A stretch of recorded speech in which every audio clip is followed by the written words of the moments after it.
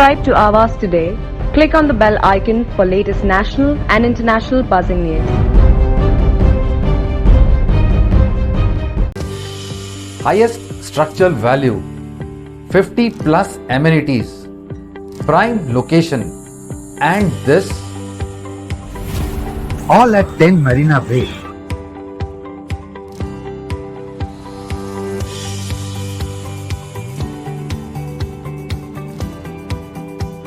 So why settle for something less? Live life limitless.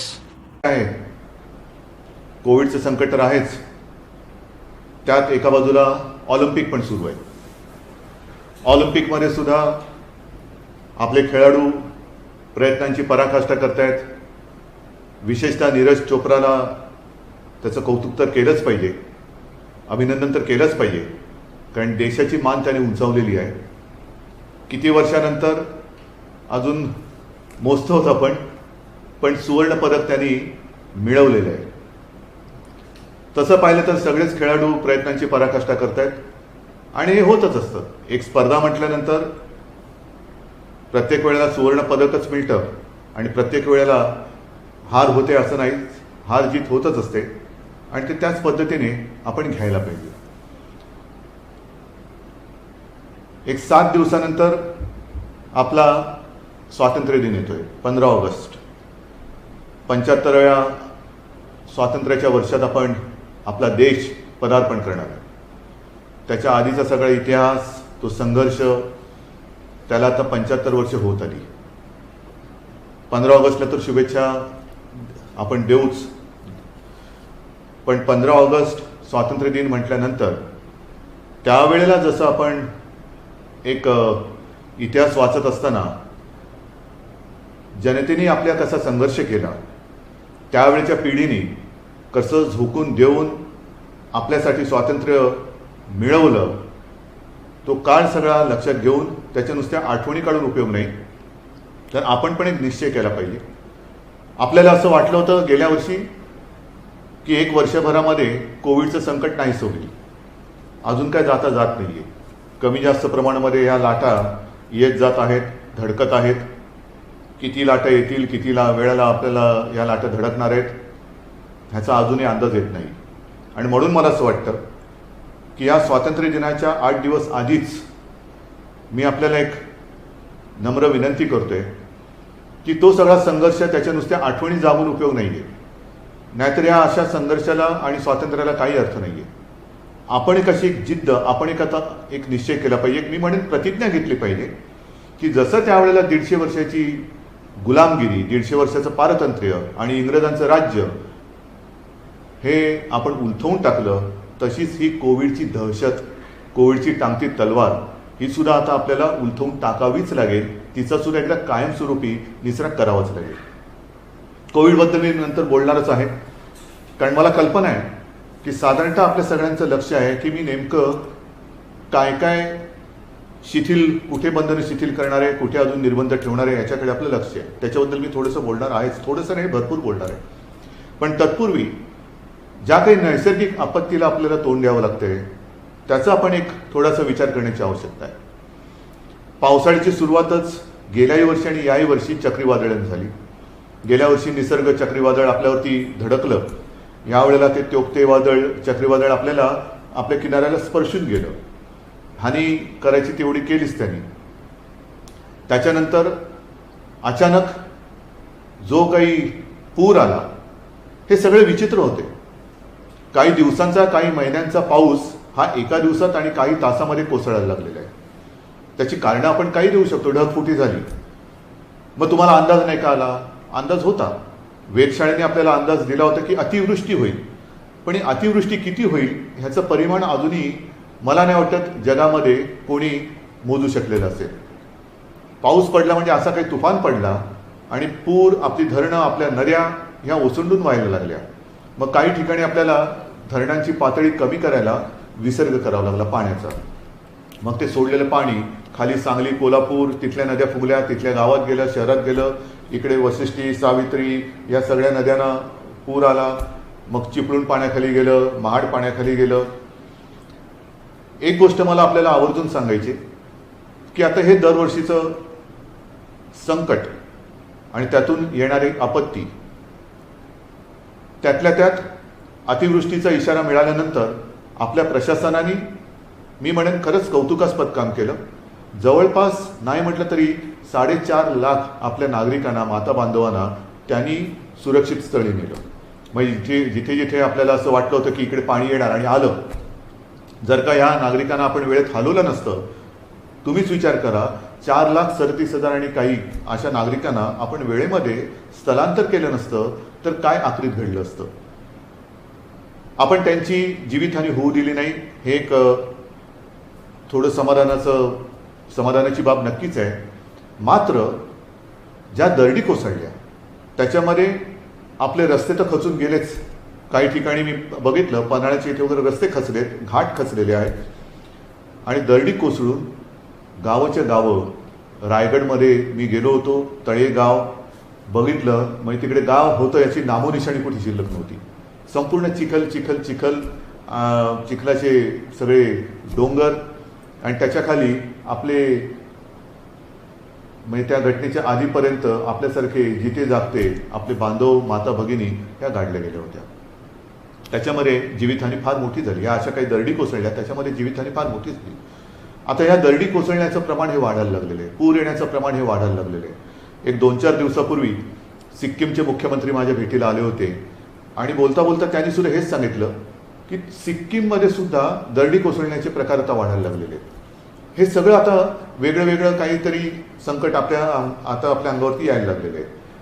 असे एक म्हणतात की ग्लोबल वॉर्मिंगमुळे आईसबर्ग म्हणजे ज्या हिमनग हे आता वितळणार आणि वितळायला लागले, त्याच्यामुळे पाण्याची पातळी वाढेल. पण त्याच बरोबरीने आपण हा विचार नाही केला की आपण मग ते कोणतेही काम असेल, विकास कामं म्हणा, आणि विकास कामं नाही म्हटली तरी एक डोंगराचं आयुष्य म्हणा, ह्याचं मोजमाप केलेलं नाही आहे. मग या दरडी कोसळायला लागलेल्या आहेत. काही धोकाग्रस्त, दरडग्रस्त होऊ शकतील अशा काही वसाहती आहेत. आपल्याला आता कायमस्वरूपी विचार करावा लागणार आहे. म्हणून मी तिथे जेव्हा गेलो होतो, एक साधारणतः अशी एक परंपरा आहे, नाहीतर अशी एक पद्धत आहे की मुख्यमंत्री आल्यानंतर एका पॅकेजची घोषणा करतात. मी स्पष्टपणाने म्हटलं होतं, मी आल्याबरोबर ती पॅकेजची घोषणा करणार नाही, परंतु कोणालाही वाऱ्यावरती सोडणार नाही. आणि त्याप्रमाणे जे मी बोललो होतो, आल्यानंतर मंत्रिमंडळाची बैठक झाली, उपमुख्यमंत्री होते, सगळे मंत्रिमंडळातील सहकारी होते, त्यांनी सुद्धा ह्या पूरग्रस्त आणि आपत्तीग्रस्त विभागाचा दौरा केला होता. आज देखील अनेक मंत्री, जे पालकमंत्री आहेत, हे तिथे त्या त्या जिल्ह्यामध्ये या आपत्तीग्रस्तांच्या मदतीला आणि सहाय्यासाठी तिथे हजर आहेत. आम्ही एक आढावा घेतला काय करता येईल, कारण घरदारं तर वाहून गेली होती, घरादारामध्ये, दुकानांमध्ये चिखल झाला होता. आणि हा सगळा विचार केल्यानंतर तात्काळ आणि कायमस्वरूपी यासाठी 11,500 कोटी हा निधी, 11,500 कोटी रुपयांचा निधी आपण त्याच्यासाठी मंजूर केलेला आहे. वाटप सुरू झालेलं आहे. तात्काळ मदत आणि ज्याला आपण लॉंग टर्म म्हणतो अशा उपाययोजना ह्याच्यावरती विचार करून आपण ते आता करणार आहोत. आजपर्यंत ही काय पहिली वेळ नाही आहे की अशी संकटं यापूर्वी आलीच नव्हती, आली होती. आल्यानंतर आपण साधारणतः काय करतो की तज्ज्ञांची एक समिती नेमतो. ती तज्ज्ञांची समिती अभ्यास करते, अहवाल सादर करते. अहवाल आल्यानंतर मग मात्र त्याची अंमलबजावणी होत नाही. मग कशाला नेमायच्या समित्या, कशाला घ्यायच्या अहवाल. आता ती वेळ ही गेलेली आहे आणि नवीन वेळ अशी आलेली आहे की आजपर्यंत ह्या ज्या काही अहवालामधल्या सूचना आहेत त्यासुद्धा मला येत्या आठवड्यात येत आहेत, त्यासुद्धा येत आहेत. त्या अहवालातल्या सूचना घेऊन त्याच्यावरती नुसता विचार मंथन नाही, चर्चा चर्वण नाही, तर जर गरज असेल तर वेळ प्रसंगी कठोर उपाययोजना करून आपल्याला हे पुढे येणारं संकट हे थोपवावंच लागेल. कारण नाहीतर मग नुसत्या ह्याच गोष्टी होत राहणार. मी जिथे जिथे गेलो अनेक ठिकाणी, म्हणजे माझ्यासमोर मी आकडे ठेवलेले आहेत. 349 निवारा केंद्रांमध्ये जवळपास आपण 50,000 नागरिकांची सोय केलेली आहे, जवळपास 50,000.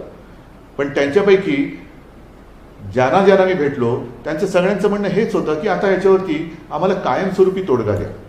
एक तर आपल्याला ह्या धोकादायक वस्त्या आहेत ज्या कधी त्यांच्यावरती दरडी कोसळू शकतात, त्यांचं पुनर्वसन करावं लागेल. काही ठिकाणी जिकडे गावामध्ये पाणी घुसतं, चिपळूणमध्ये असेल, महाडमध्ये आहे, सांगली आहे, इकडे पाण्याचं व्यवस्थापन, पुराचं व्यवस्थापन हे करण्यासाठी एक दूरगामी योजना ही आपल्याला आखावीच लागेल आणि त्या दृष्टीने सरकार पावलं टाकतंय. हे झालं ह्या आपत्तीच्या बाबतीत. त्याच्यानंतर काही सामाजिक विषय आहेत. आपल्याला कल्पना आहे मधल्या काळामध्ये मी त्याच्यानंतर उपमुख्यमंत्री आपले अजितदादा आणि अशोकराव हे आपल्या देशाच्या माननीय पंतप्रधान मोदीजींना जाऊन आम्ही भेटलो होतो आणि त्यांना आपल्या राज्याच्या काही गोष्टींबद्दल सहकार्य करण्याची विनंती केली. बाकीच्या गोष्टी मी आता सांगत बसत नाही, पण त्याच्यात 2 गोष्टी होत्या. एक म्हणजे ह्या आपत्तीच्या वेळेला NDRFचे जे निकष आहेत मदतीचे ते आता जुने झालेत.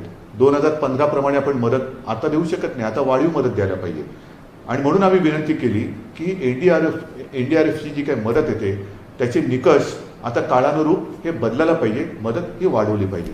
हा एक मुद्दा झाला. आणि दुसरा महत्त्वाचा मुद्दा तो म्हणजे आरक्षणाचा. मराठा आरक्षण आहे, ओबीसींचं आरक्षण आहे. ओबीसींचं आरक्षण, राजकीय आरक्षण हे रद्द केलं गेलेलं आहे.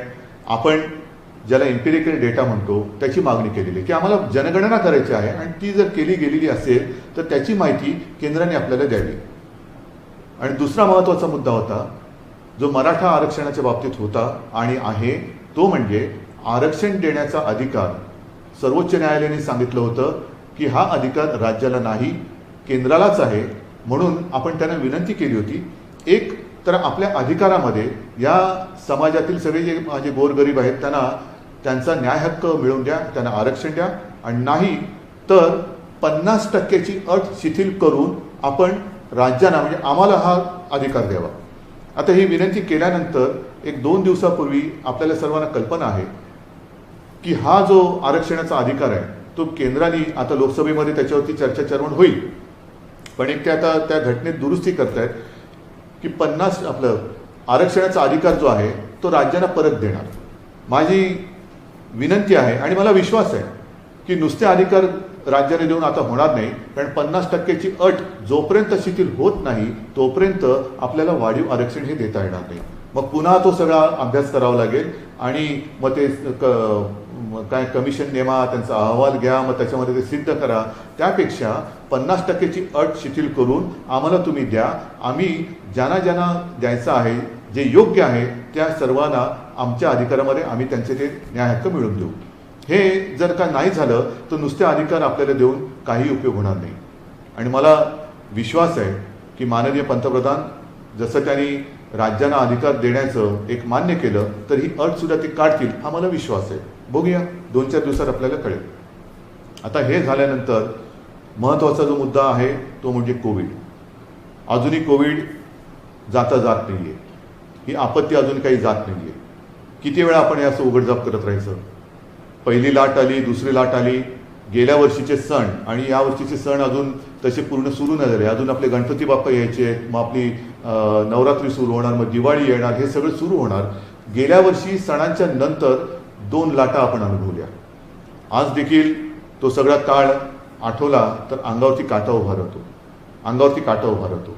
या काळामध्ये आपण एक गोष्ट शिकलेलो आहोत की जर हा संसर्ग थोपवायचा असेल तर कोविडसाठी ज्या काही आपल्याला गोष्टी पाळायच्या आहेत त्या पाळाव्याच लागतील. आता लसीकरणाचा वेग वाढलेला आहे. आपण एका दिवसामध्ये मला असं वाटतं की 8 लाख लोकांना लसीकरण केलेलं आहे. हा आपला एक मी विक्रम ह्या अर्थाने नाही म्हणत, पण ही आपली क्षमता आहे. 10 लाख 15 लाख इथपर्यंत सुद्धा आपण जाऊ शकतो. साहजिकच आहे लसचा साठा, लसचा पुरवठा हा जसा जसा वाढतोय तो वाढतोय. दर महिन्याला थोडा वाढत जातोय. तसा लसीकरणाचा आपला वेग हा सुद्धा वाढत जाणार आहे. पण जोपर्यंत लसीकरण एका ठराविक टक्क्यामध्ये आपलं पूर्ण होत नाही तोपर्यंत मात्र काही वेळेला आपल्याला काही गोष्टी या पाळाव्याच लागणार आहेत. मी जे आपल्याशी बोलतो आहे ते बोलताना आपण नुसतंच लॉकडाऊन करून गप्प बसलेलं नाही याची आपल्याला कल्पना आहे. आरोग्य सुविधा आपण वाढवत आहोत, दर दिवशी वाढवत चाललेलो आहोत. पूर्ण राज्यामध्ये जर का तिसरी लाट आली, येऊन नये पण आली, तर गेल्या वेळेला आपण कुठे कमी पडलो त्याचा आढावा घेऊन आरोग्य सुविधांमध्ये आपण वाढ करत चाललेलो आहोत. म्हणजे साधारणतः सांगायचं झालं तर लॅब ज्या आहेत प्राथमिक गोष्ट कुठे होते सुरू? चाचणी, टेस्टिंग लॅब. ह्या मी तुम्हाला अनेकदा सांगितलेले आहे. पूर्वी आपल्या राज्यात ज्या 2 होत्या त्या आपण आता 600च्या वरती नेलेल्या आहेत. नंतर आयसोलेशनचे बेड्स हे पूर्वी काही हजारात होते, आता जवळपास 4.5 लाखाच्या वरती आपण नेलेले आहेत. ICU बेड्स, हे आयसोलेशन वेगळे आणि ICU वेगळे. ICUचे बेड्स आता आपल्याकडे साधारणतः 34,507 आहेत. ऑक्सिजनचे बेड्स हे आज आपल्याकडे 1,10,683 आहेत ऑक्सिजनचे, ज्याची गरज गेल्या वेळेला खूप आपल्याला लागली होती. साधारणतः 80,000 रुग्ण हे त्या पीकच्या वेळेला ज्यांना ऑक्सिजनची गरज होती त्यांना ह्या बेडचा उपयोग झाला होता. व्हेंटिलेटर्स आज आपल्याकडे साधारणतः 13,500 आहेत. बाकी मास्क वगैरे ह्या तर गोष्टी झाल्याच, त्या तर आहेतच. विशेष म्हणजे आपल्याला सर्वांना कल्पना आहे की गेल्या वेळेला एक फेब्रुवारीमध्ये आपल्याला असं वाटलं होतं की कोविड गेला. जशी आज परिस्थिती आहे तशीच त्यावेळेला होती, आजच्यापेक्षा अधिक चांगली होती. आज अजूनही आपण त्या आकड्यावरती आलेलो नाही आहोत. आणि मग विदर्भामध्ये थोडीशी आपल्याला एक वाढ दिसायला लागली होती अमरावती आणि त्या परिसरामध्ये. सगळेजण सांगत होते कुटुंब बाधित होत आहेत, गावाच्या गावं बाधित होत आहेत, काय कळत नाही आहे, बंधनं अजून आम्ही लावतोय तरीसुद्धा काय होत नाही आहे. त्याच्यानंतर लक्षात आलं की तो जो काही व्हेरियंट होता, विषाणू होता कोविडचाच, पण अवतार बदललेला होता, डेल्टा, ज्याने आता जग व्यापून टाकलेलं आहे. म्हणजेच काय की आता विषाणूसुद्धा वेगवेगळे अवतार घेतोय. मग अवतार कळणार कधी आपल्याला? ते कळेपर्यंत त्याचा प्रसार झपाट्याने झालेला असतो. कारण डेल्टाचा प्रसार हा फार झपाट्याने होतो आणि त्याची घातकता सुद्धा, म्हणजे फुफ्फुस वगैरे या आपल्या अवयवांवरती तो फार वाईट दुष्परिणाम करतो. तर हे वेळेत ओळखण्यासाठी मुंबई महापालिकेमध्ये गेल्या आठवड्यामध्ये आपण जिनोम सिक्वेन्सिंग लॅब सुरू केलेली आहे. देशामधली माझ्या माहितीप्रमाणे ही पहिली आणि एकमेव महापालिका आहे जिने आपल्या नागरिकांसाठी ही सुविधा उपलब्ध करून दिलेली आहे. साहजिकच आहे, मुंबई महापालिकेने ही लॅब सुरू केली म्हणजे फक्त मुंबईपुरताच त्याचा उपयोग मर्यादित राहणार नाही आहे. आपल्या राज्यात जिथे जिथे आपल्याला शंका येईल की इथे विषाणूचा अवतार बदलला आहे का, नवीन काही व्हेरियंट आला आहे का, अशी सगळी सॅम्पल्स इकडे आणून आपण त्याचं चेकिंग करू शकतो, करणार आहोत आणि वेळेमध्ये आपण सावध होऊ शकतो. आता या सगळ्या गोष्टी करत असताना साहजिकच आहे काही जिल्ह्यांमध्ये आपल्याला कल्पना आहे की गेल्या आठवड्यात आपण दुकानांच्या वेळा वाढवून दिल्या. एक 4 वाजेपर्यंत होत्या त्या 8 वाजेपर्यंत दिल्या. त्याच्यानंतर मॉर्निंग वॉक असेल, बाहेरचं फिरणं वगैरे असेल, ही बंधनं आपण शिथिल केली. हे करत असताना आपल्याला कल्पना दिली गेली होती की राज्यामध्ये कोविडची परिस्थिती संमिश्र आहे. राज्यात काही ठिकाणी कोविड तसा बऱ्यापैकी आटोक्यात आहे, काही ठिकाणी अजूनही काळजी ही घेणं गरजेचं आहे. आता काळजी घेण्यासारखी ठिकाणं कोणती आहेत? तर साधारणतः विशेष म्हणजे आता जिथे पूर येऊन गेला हे 6 जिल्हे म्हणजे सिंधुदुर्ग, रत्नागिरी, रायगड, सातारा, सांगली, कोल्हापूर हे पूर येण्याच्या आधीसुद्धा थोडीशी चिंताजनक तिकडे गोष्ट होती की कोविड रुग्ण हे कमी होत नव्हते. आता सुदैवाने आपण तिकडे टेस्टिंग वगैरे सगळं वाढवल्यानंतर पूर्णपणे लक्ष ठेवून आहोत की पूरग्रस्त भागामध्ये पाण्याच्या अनुषंगाने जे काही रोगराई येऊ शकते ती येऊ नये आणि कोविड तिकडे वाढू नये. मात्र जे जिल्हे अजूनही थोडेसे काळजी करण्यासारखे आहेत, मी जिल्हे म्हणतो, याच्यामध्ये शहर आणि ग्रामीण भागात थोडासा वेगळा होऊ शकतो आणि ग्रामीण भाग आणि शहर असं वेगळं केल्यानंतर जिथे आपल्याला काळजी वाटते त्या जिल्ह्यात शहरी भाग जर का कमी वाढीचा असेल तर तिकडे आपण काही शिथिलता देऊ शकतो. तशी काही शिथिलता आपण दिलेली आहे, उद्यापासून सुद्धा काही ठिकाणी देतो आहोत. ही देत असताना जिथे मात्र काळजी करण्याची गरज आहे तिथे मात्र आपल्याला बंधने पाळावीच लागणार आहे. हे जिल्हे कोणते आहेत? तर एक पुणे आहे जिकडे 900 केसेस रोजच्या दिसत आहेत, अहमदनगर आहे जिकडे 800 केसेस रोजच्या आहेत, सोलापूर आहे जिथे 600 केसेस जवळपास, मी हे अंदाजे आपले सांगतो, 600 म्हणजे कधीतरी 600पेक्षा कधीतरी 600पेक्षा थोडी जास्त होऊ शकतात. कोल्हापूरला आज देखील 500 रोजचे येत आहेत. सांगलीला मी म्हटलं होतं पण सांगलीसुद्धा 600 केसेस रोजच्या येत आहेत. साताऱ्याला 500 येत आहेत. सिंधुदुर्गला जिल्ह्याच्या मानाने 150 केसेस ह्या रोजच्या मिळत आहेत. रत्नागिरीला 150 आहेत. बीडला 250 आहेत. म्हणजेच काय की ह्या जिल्ह्यांमध्ये आपल्याला आजही काळजी घेण्याची ही गरज आहे. मग आता ही काळजी घेताना तिथलं जे काय स्थानिक प्रशासन आहे त्या प्रशासनाची जबाबदारी ही फार मोठी आहे. गेलं वर्षभर ही आपली प्रशासकीय यंत्रणा ह्या कामामध्ये थकलेली मी म्हणत नाही, पण तेच ते काम करते आणि त्यांच्यावरचा ताण हा वाढत चाललेला आहे. आणि म्हणून मी सुरुवातीला जे म्हटलं की आपण काही गोष्टी ठरवायला पाहिजे. मी अनेक कार्यक्रम आपल्यासमोर मांडलेले आहेत. त्याच्यामध्ये कोविडमुक्त गाव, करोनामुक्त गाव हा एक कार्यक्रम आहे. आणि मला सांगायला एक समाधान वाटतं की बऱ्याच सरपंचांनी मी जेव्हा त्यांना या आपल्या अशा माध्यमातून भेटलो होतो त्यांनी आपलं गाव करोनामुक्त करण्याच्या दिशेने योग्य पावलं टाकायला सुरुवात केली होती. बघूया येत्या काही दिवसामध्ये आपण ही पावलं टाकत किती पुढे जातो आहोत. लसीकरणाच्या बाबतीमध्ये मी आपल्याला सांगितलं की लसीकरण करताना आपल्याला वेग आता वाढवत आहोत. आणि 2 डोस घेतलेले नागरिक किती आहेत आपल्याला थोडीशी एक वर्गवारी करावी लागते की लसीचे 2 डोस कोणी घेतलेले आहेत, 2 डोस पूर्ण करून 15 दिवस किती जणांचे झालेले आहेत आणि मग त्यांच्या हालचालींवरती आपण किती निर्बंध आणण्यापेक्षा किती शिथिलता देऊ शकतो. या सगळ्या गोष्टी करताना ज्याला आपण कोविड ॲप्रोप्रिएट बिहेवियर म्हणतो, म्हणजे मास्क घालणं, हात धुणं आणि अंतर राखणं, या काही गोष्टी आपल्याला इतर ठिकाणी सुद्धा आणणं गरजेचं आहे. इतर ठिकाणी म्हणजे कुठे तर मी उद्योजकांना सुद्धा सांगितलेलं आहे, ऑफिसेसना पण सुद्धा मी सांगतो आहे की तुम्ही सुद्धा तुमच्या कामाच्या कार्यालयीन वेळा ज्या आहेत त्याची विभागणी करा. आपल्याला बंद करण्यामध्ये काही मजा येते अशातला भाग नाही. मी तर म्हणतो 24 तास आपण उघडे ठेवू, सगळे कारभार आपले 24 तास उघडे ठेवू, पण कामाच्या वेळा त्याची विभागणी करू. गर्दी टाळा. गर्दी झाली तर रुग्णवाढ होण्याचा संभव असतो. आणि ह्या सगळ्या गोष्टींचा विचार केल्यानंतर एक 2-3 दिवसापूर्वी माझ्याकडे महाराष्ट्रातील रेस्टॉरंटचे असोसिएशनचे सगळे लोक आले होते आणि त्यांनी मला विनंती केली. मी समजू शकतो की अडचण सगळ्यांनाच आहे की आम्हाला 4 वाजेपर्यंतच मुभा आहे, पुढे कसं करणार.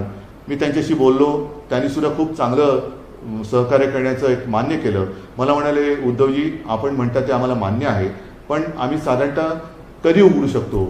आणि मी त्यांना सांगितलं की येत्या सोमवारी म्हणजे उद्या आपण राज्यातल्या टास्क फोर्सचा जो एक आढावा घेतो, टास्क फोर्स एक आढावा घेतं आणि मग त्यांच्याकडनं काही नियमावली आपण समजून घेतो की काय करायला पाहिजे, काय करावं आणि काय करू नये. आणि तसं ते केल्यानंतर आपण रेस्टॉरंट्स आहेत, मॉल्स आहेत, मग आपली प्रार्थना स्थळं आहेत, हे एक टप्प्याने आपण सुरू करत जाणार आहोत. मात्र ह्याला नाही म्हटलं तर एक 8-10 दिवस लागणार आहेत. मला कल्पना आहे की सगळ्यांचा संयम आता तसा थोडा तुटत आलेला आहे, पण संयम तोडू नका.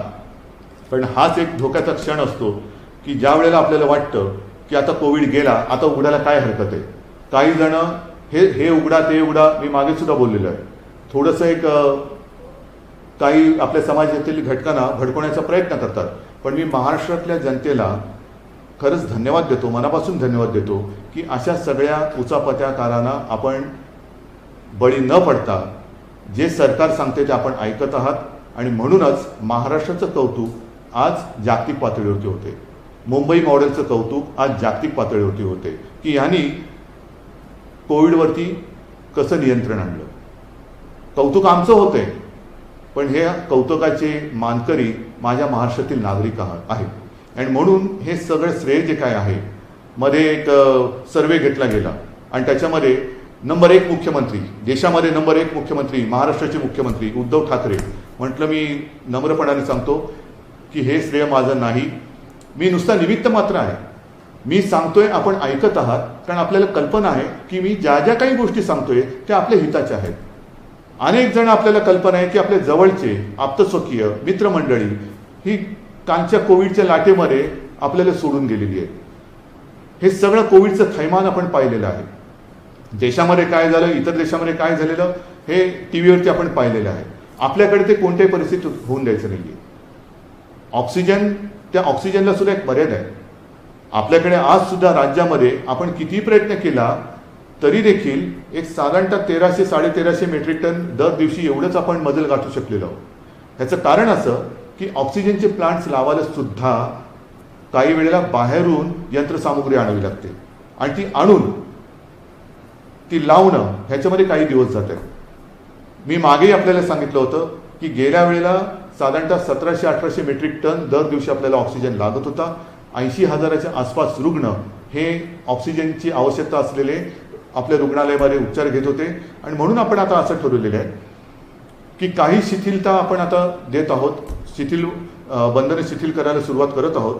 परंतु एक साधारणतः तिसरी लाट जर का आलीच, कारण केरळामध्ये आता रुग्णवाढ दिसायला लागलेली आहे, इतर देशांमध्ये आता रुग्णवाढ दिसायला लागलेली आहे, तर रुग्णवाढ जर का व्हायला लागली तर रुग्णवाढीचा वेग लक्षात घेऊन साधारणतः आपल्याकडे जी ऑक्सिजनच्या बेडची एक संख्या आहे ती आपण किती दिवसात गाठू शकू ह्याचा एक अंदाज घ्यायचा आणि मग तितके दिवस आधी लॉकडाऊन करायचा. आपल्याला हे करावं लागेल. जर का आपण ह्या काही गोष्टी पाळल्या नाहीत, सार्वजनिक ठिकाणी मास्क घातला नाही, हात धुतले नाहीत, अंतर ठेवलं नाही, तर एक लक्षात घ्या, कोविड अजून गेलेला नाही. हा कोविड आजही आपल्या अवतीभोवती फिरतो आहे आणि त्याला आमंत्रण दिलं जाईल असं काही करू नका. असं काही करू नका. आपल्या हातामध्ये आहे. आपण कोविडची तिसरी लाट, तिसरं आक्रमण हे कसं थोपवू शकतो ते आपल्या हातामध्ये. आणि ह्या सगळ्या गोष्टी आपल्याला सांगितल्यानंतर आज मी आपल्याला एक आपुलकीच्या याने सांगतो आहे की काही ठिकाणी आपण शिथिलता आणतो आहोत. जसं एक मुंबईचा विचार केल्यानंतर मुंबईमध्ये लोकल प्रवास कधी सुरू करणार, तर लोकल प्रवास आपण सुरू करतो आहोत आपल्या स्वातंत्र्य दिनापासून, 15 ऑगस्टपासून. 15 ऑगस्टपासून लोकल माझ्या मुंबईतल्या नागरिकांना तिचा उपयोग करता येईल. मात्र तो करताना पहिल्या टप्प्यामध्ये ज्यांनी लसीचे 2 डोस घेतलेले आहेत आणि लसीचे 2 डोस घेऊन ज्यांना 14 दिवस झालेले आहेत त्यांच्यासाठी पहिली आपण ही मुभा देतो आहोत. मी 15 ऑगस्ट का म्हणतो आहे, उद्यापासून का म्हणत नाही आहे, तर ते एवढ्यासाठी की आपण ह्या सगळ्या लसीकरण केलेल्या नागरिकांसाठी एक ॲप तयार केलेलं आहे. त्या ॲपवरती ॲपसुद्धा लवकरच लवकर म्हणजे आज उद्यातच त्याची माहिती आपल्यापर्यंत पोहोचेल. त्या ॲपवरती आपण ॲप्लिकेशन एक अप्लाय करायचा की मी लस घेतलेला व्यक्ती आहे, लस घेतल्यानंतर मला एवढे दिवस झालेले, माझा हा बारकोड क्रमांक अमुक आहे, आणि तो केल्यानंतर आपल्याला एक पास मिळेल. काही जण म्हणतील हे ठीक आहे, पण ज्यांच्याकडे फोन नाही त्यांना काय, त्यांच्यासाठी सुद्धा आपण मुंबईतील महापालिकेच्या विभागीय कार्यालयामध्ये ऑफलाईन सिस्टीमने हे पास देणार आहोत. आज साधारणतः मुंबईमध्ये जवळपास 19 लाख नागरिक असे आहेत की ज्यांचे लसीचे 2 डोस झालेले आहेत आणि त्यांना डोस घेऊन 14 दिवस झालेले आहेत. म्हणजे पहिल्या टप्प्यात आपण आज 19 लाख लोक आपल्याकडे आहेत. 15 ऑगस्टपर्यंत दर दिवशी ह्याच्यात वाढ होत जाणार आहे. आणि मग एकदा का आपण ही सवय लावली, आपल्याकडे सगळ्यांकडे पासेस आले का मग साहजिकच आहे आपण रेस्टॉरंट असतील, मॉल्स असतील, ह्या सगळ्या गोष्टी ह्या टप्प्याटप्प्याने आपण उघड्या करू शकतो. म्हणून मला असं वाटतं की आधी ज्यांचं तळहातावरती पोट आहे अशा माझ्या नागरिकांसाठी आपण 15 ऑगस्टपासून लोकलचा प्रवास त्यांना सुरू करायला देतो आहोत. परंतु 15 तारखेपर्यंत ह्या ॲपवरती म्हणा, नाहीतर आपल्या महापालिकेच्या विभागीय कार्यालयात म्हणून जाऊन आपण ते पासेस घ्यावे, कार्ड घ्यावं, ही माझी आपल्याला नम्र विनंती आहे. ही जशी मी त्यांना विनंती करतोय तशीच विनंती संपूर्ण राज्यातल्या ऑफिसेस त्यांना सुद्धा करतो आहे. मी अनेकदा बोललेलो आहे की आपण आपल्या कार्यालयीन कामाच्या वेळा ह्या विभागून घ्या. 24 तास आपलं ऑफिस आपण सुरू ठेवू शकाल जर आपण कामाच्या वेळांची विभागणी केली तर. एका वेळेला गर्दी करू नका. कामाच्या वेळा ज्यांना वर्क फ्रॉम होम शक्य असेल ते वर्क फ्रॉम होम करतील आणि ज्यांना आवश्यक आहे ती लोक कार्यालयात हजर होऊन काम करतील. तसंच उद्योजकांना सुद्धा मी सांगितलेलं आहे की आपण जशी आम्ही फील्ड हॉस्पिटल्स उभी केलेली आहे तशीच आपण हॉस्पिटल्स नव्हे तर आपल्या कर्मचाऱ्यांसाठी निवासाची सोय एकतर आपल्या कॅम्पसमध्ये करा आणि कॅम्पसमध्ये नसेल तर आजूबाजूला कुठेही जर का जागा असेल तर सरकार आपल्याला मदत करेल. तात्पुरती निवासाची सोय आपण तिकडे करू शकतो की जेणेकरून उद्या वेळ येणार नाही, वेळ येऊ नये, पण पुन्हा निर्बंध लावायची वेळ आलीच तर हे कर्मचारी त्यांच्या गावात त्यांना जाण्याची आवश्यकता लागणार नाही. ते त्यांच्या त्या निवासातून आपल्या कारखान्यात येऊ शकतील आणि आपलं अर्थचक्र चालू राहील. तर ह्या काही गोष्टी आपल्याला ह्या कराव्या लागतील. आम्हाला सुद्धा कल्पना आहे आणि कोणालाही असा आनंद वाटत नाही की सगळ्यांना प्रत्येक वेळेला बंधनामध्ये ठेवायचं. बाकीच्या बऱ्याच गोष्टी आहेत, पण सगळ्या गोष्टी मी काही आता आपल्याला सांगत बसणार नाही. पुन्हा एकदा सगळ्यांना नम्र विनंती करतो आहे की अजूनही संकट टळलेलं नाही. सणासुदीचे दिवस अजूनही आपले पुढे आहेत. या दिवशी सुद्धा गर्दी होणार नाही ह्याची सुद्धा आपल्याला एक काळजी घ्यावी लागणार आहे. आणि हॉटेल, रेस्टॉरंट्स, मॉल्स, प्रार्थनास्थळं यांच्याबाबतचा निर्णय हा उद्या टास्क फोर्सची मीटिंग जी होणार आहे त्याच्यामध्ये चर्चेला जाऊन तो सुद्धा आपण लवकर जाहीर करू. स्वातंत्र्य दिन 8 दिवसावरती आलेला आहे. तोपर्यंत आपण एक मनामध्ये निश्चय करूया, प्रतिज्ञा करूया की यावर्षी मात्र या स्वातंत्र्य दिनापासून आम्ही सगळेजण शपथबद्ध होत आहोत की लवकरात लवकर आम्ही कोविडपासून मुक्ती, माझा देश, माझं गाव, माझं शहर, माझं कुटुंब, सगळेजण आम्ही कोविडमुक्त होऊ. आणि हे स्वातंत्र्य जसं त्यावेळेला लोकमान्य म्हणाले होते की स्वराज्य हा माझा जन्मसिद्ध हक्क आहे आणि तो मी मिळवणारच, त्याच स्वराज्यामध्ये आता कोविडपासून मुक्तता मिळणं हा माझा जन्मसिद्ध हक्क आहे आणि तो मी मिळवणारच हा निश्चय करूया. Subscribe to Awaaz today.